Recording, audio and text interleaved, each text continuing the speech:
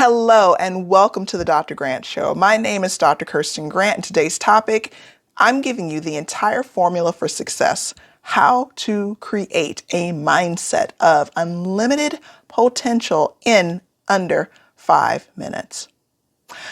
This show is for people that struggle with and want solutions to emotional eating, food addiction, binge eating, stress eating, without Captain Obvious moments, without talking about how many calories you need to count, without asking you to tap into some mysterious willpower. If you desire real solutions to your problems, keep listening. Did you know that really the only thing that's holding you back from your dreams is the belief somewhere deep down inside of yourself you believe, or some tiny part of you believes, that it's not possible. And I want to cover with you 5 steps that are going to help you move away from the past lessons that didn't benefit you and move you closer to your goal. Here are the 5 steps. Step number 1, identify what you want. Step number 2, assess the feeling. Step number 3, identify split energy and parts. Step number 4, don't let your dreams be limited by what others say is possible for you. That's a big one. Step number 5, invest in a method that helps move your personal mountains. Let's deep dive into this, shall we? All right.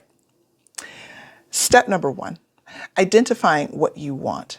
And I don't mean at a topical level when we talk about losing weight, for example, that you'd like to lose X number of pounds and because it will help you fit into this dress.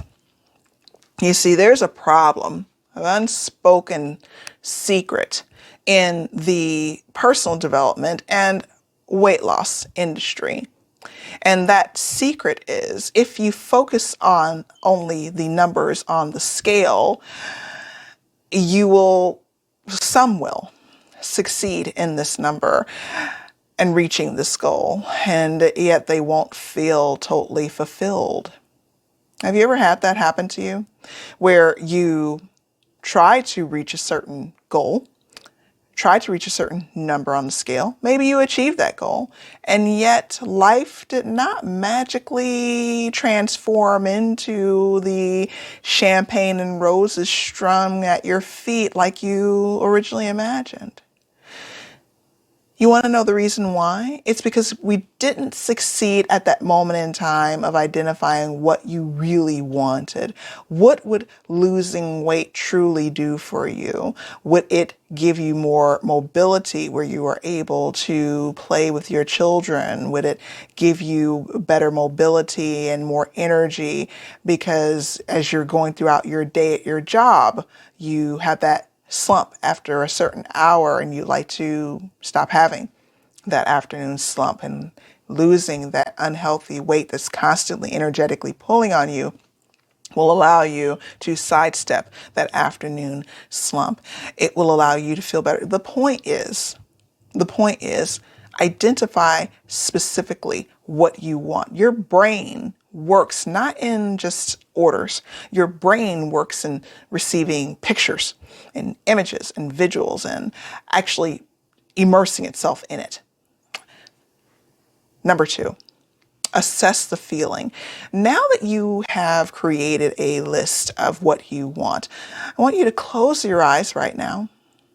And as you think about each item on your list, how are you feeling about that item? Do you notice a yes, you're running towards it mentally, you're elated, you're excited, or do you notice a little bit of a pull back, a little bit of a reluctance, a little bit of hesitancy? There is no right or wrong answer here. The key here is to identify if and when that feeling pops up for the thing that you want. Because if you don't get out ahead of it, what winds up happening is that you self-sabotage. With the very best of intentions, of course. It comes disguised in a myriad of other ways. But self-sabotage is self-sabotage and you not reaching your goal. Nevertheless. Number 3, identify split energy and parts. This piggybacks off of point number 2 because of the fact that when you identify your split energy, you see your body and your mind will sometimes want to work towards a singular goal, but because of past experiences, often we will find ourselves and our minds will find themselves creating certain diversions, certain tactics, or certain nagging self-doubt, for example. And it's extremely important to identify where those nagging doubts are, where someone's trying to, in your mind, insert a lack of belief or that negative voice in your head. There, once again, is nothing wrong with it. Don't view it with defensiveness or that there's something flawed about you. Instead, view it for what it truly is. The energy is split, and then work to identify what part of your mind and what does this part represent that's keeping you from reaching your goal. Because you understand, the key here is when you do this and accomplish this, you are over halfway there to identifying what your triggers are for emotional eating and stress eating. And for people that are trying to lose weight, you're also identifying what's keeping you from reaching your goal. Number 4, don't let your dreams be limited by what others say is possible for you. I've been watching the movie The Matrix lately, and it's interesting. I highly recommend you watch it. And if you've watched it already, then I highly recommend you watch it again.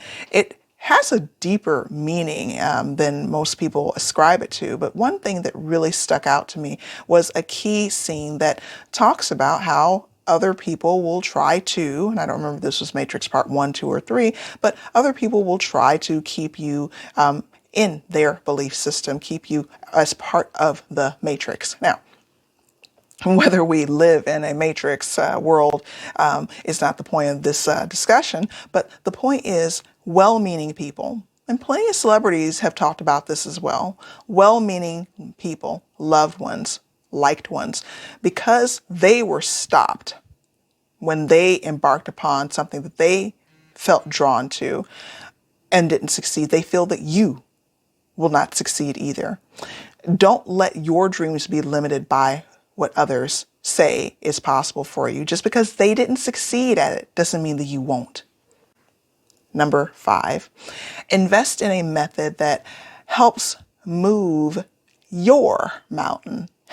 Remember, everyone is different. Everyone has different aptitudes. Everyone has different capacities. Everyone has different tolerance levels.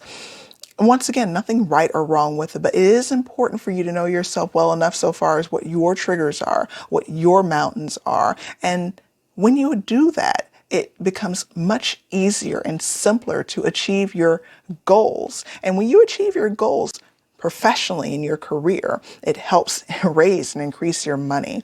When you achieve your goals in your relationship, you have less moments of feeling less than and not like yourself, which reduces the allure of the need to self-soothe with food. It's a cycle. And that's the reason why I say there's no point at all in having these fun discussions about calories or willpower. And that's the naughty little secret. If we stopped having these discussions about calories and willpower and just really got to what is off kilter in your life right now that you'd like to see change overnight, you'd move so much faster to your goals. And those goals and those achievements, they would be permanent.